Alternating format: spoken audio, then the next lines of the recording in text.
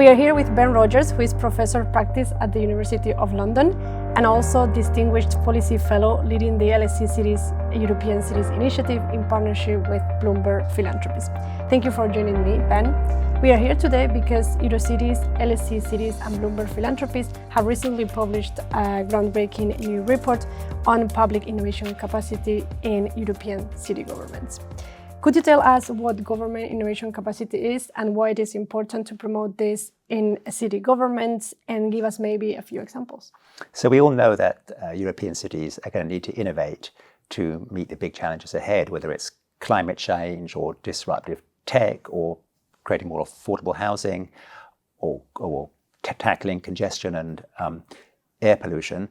And innovation capacity is the sort of set of capabilities that a city hall needs if it's going to be able to innovate. It's the sort of stuff under the hood, in the workshop, which actually builds up their muscles and means that they can turn their capabilities to addressing innovation challenges as they appear. And we identified 4 key capabilities that you need. One around leadership. You need leaders, both elected and appointed, who are champions of innovation.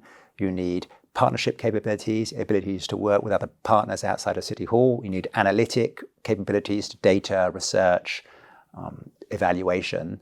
And you need a set of core organizational capabilities. So you need sustained funding, you need expertise in City Hall, you need structures in City Hall which can promote and facilitate innovation.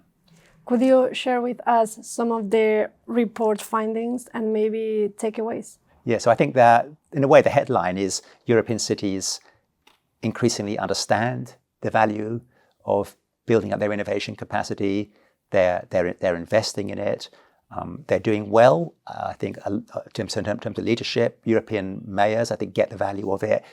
They're doing well in terms of their partnership capabilities. They find it easy to partner with citizens, with business groups, with civic groups, and they're strong on analytic capabilities and especially data. Where they really do struggle more is in those core organizational capabilities. So we heard from innovation officers that we surveyed that they don't have sustained long-term funding for their work.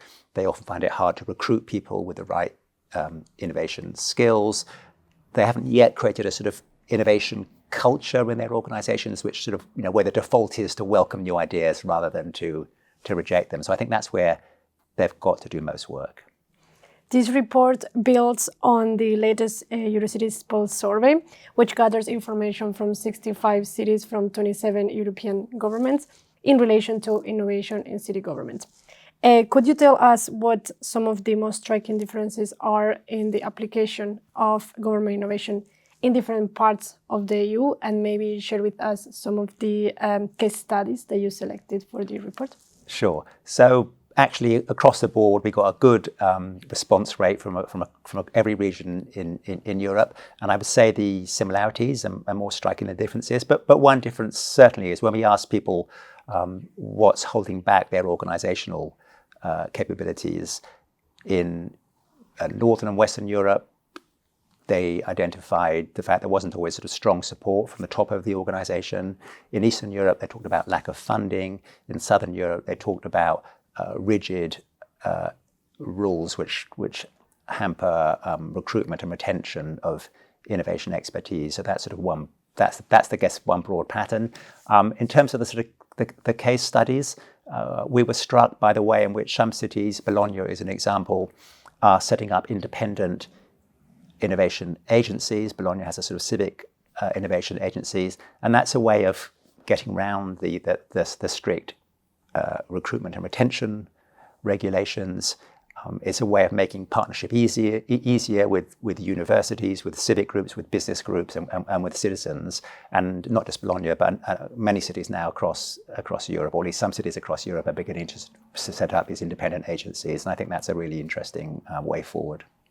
Thank you so much, Ben, for being here today. Thank you.